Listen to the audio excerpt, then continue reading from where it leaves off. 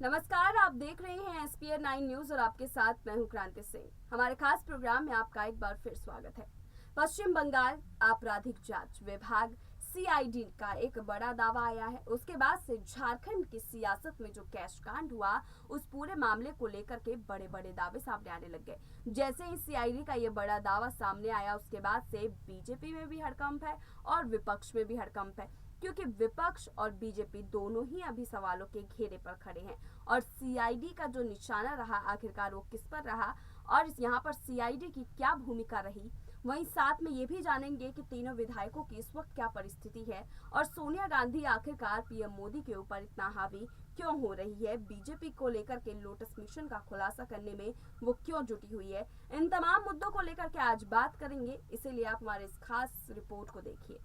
दरअसल पश्चिम बंगाल आपराधिक जांच विभाग यानी कि सीआईडी ने दावा किया है कि दिल्ली और गुवाहाटी में बुधवार सुबह उसके दलों को झारखंड के 3 विधायकों से नकदी जब्त मामले की जांच करने से स्थानीय पुलिस ने रोका। सीआईडी के एक वरिष्ठ अधिकारी ने बताया कि दिल्ली पुलिस ने बुधवार को उसके एक दल को राष्ट्रीय राजधानी में गिरफ्तार झारखंड के 3 विधायकों में से एक के करीब सहयोगी से जुड़ी संपत्ति पर छापेमारी करने से रोक दिया गया और हिरासत में ले लिया गया। सीआईडी ने इस व्यक्ति को मामले में आरोपी बताया है। झारखंड के कांग्रेस के 3 विधायक इरफान अंसारी, राजेश कच्छप और नमन बिक्सल कोंगारी जिस कार में यात्रा कर रहे थे, उसमें से 49 लाख रुपए जब्त होने के बाद पश्चिम बंगाल पुलिस ने उन्हें गिरफ्तार कर लिया था। सीआईडी के एक वरिष्ठ अधिकारी ने कहा है कि एक निरीक्षक, एक एसएसआई और 2 एसआई समेत कुल 4 अधिकारियों को अदालत वारंट होने के बावजूद नई दिल्ली के साउथ कैंपस थाना क्षेत्र में छापेमारी से रोककर हिरासत में ले लिया गया। इस तरह रोका जाना पूरी तरह से अवैध था। जानते हैं कैसे? दरअसल सीआईडी के वरिष्ठ अधिकारियों ने कहा है कि बुधवार सुबह दिल्ली पुलिस ने पश्चिम बंगाल अपराध जांच विभाग की एक टीम को झारखंड के विधायकों से नकदी जब्त होने के मामले में एक आरोपी से जुड़ी संपत्ति पर छापेमारी करने से रोक दिया। अधिकारी ने कहा कि वे नकदी जब्त होने के मामले की जांच से सिलसिले में दिल्ली गए थे। इस तरह रोका जाना पूरी तरह से अवैध है। केंद्र सरकार के अंतर्गत काम करने वाली दिल्ली पुलिस ने बाद में कहा कि उसने तलाशी वारंट के क्रियान्वयन में कुछ विसंगतियां पाई, लेकिन उसके बाद में उसने सीआईडी दल को पूरा सहयोग किया। सीआईडी ने ट्वीट किया कि ये मामला झारखंड के 3 विधायकों के पास से भारी मात्रा में नकदी बरामद होने से संबंधित है। राज्य के गृह विभाग के एक अधिकारी ने बताया कि दिल्ली में मामले को सुलझाने के बाद में पश्चिम बंगाल सरकार 3 वरिष्ठ अधिकारियों की एक टीम दिल्ली भेजी है। एक अधिकारी ने बताया कि सीआईडी ने जब्त की गई नकदी विधायक को भेजने वाले कारोबार महेंद्र अग्रवाल को बुधवार सुबह EMYS पर उसके घर के सामने से गिरफ्तार कर लिया। सीआईडी ने दावा किया है कि अग्रवाल ने तीनों विधायकों के पास से जब्त की गई नकदी हवाला के जरिए उन तक पहुंचाई थी। विधायकों की गिरफ्तारी के बाद से अग्रवाल फरार था।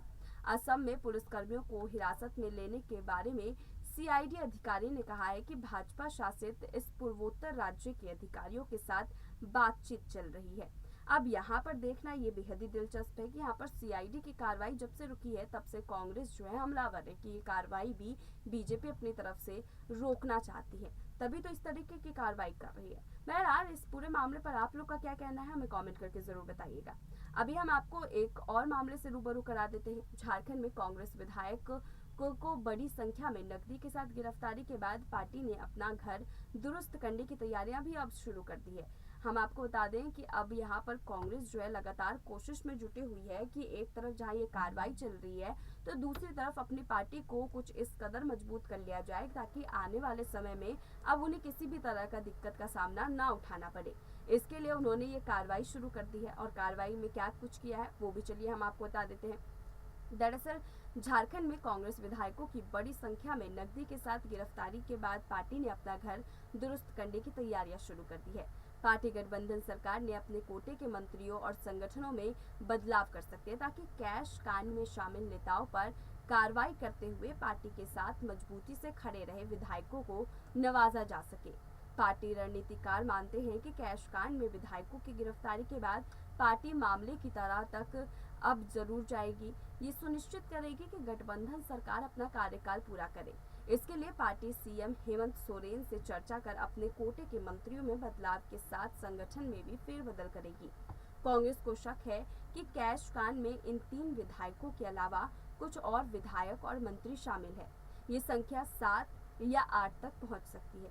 इसीलिए पार्टी की पहली कोशिश इन लोगों की पहचान कर उन्हें अलग करना है, ताकि भविष्य में ऐसी घटना ना हो। सरकार अस्थिर करने की 2 बार कोशिश प्रदेश प्रभारी अविनाश पांडे के मुताबिक सरकार को अस्थिर करने की ये दूसरी कोशिश है।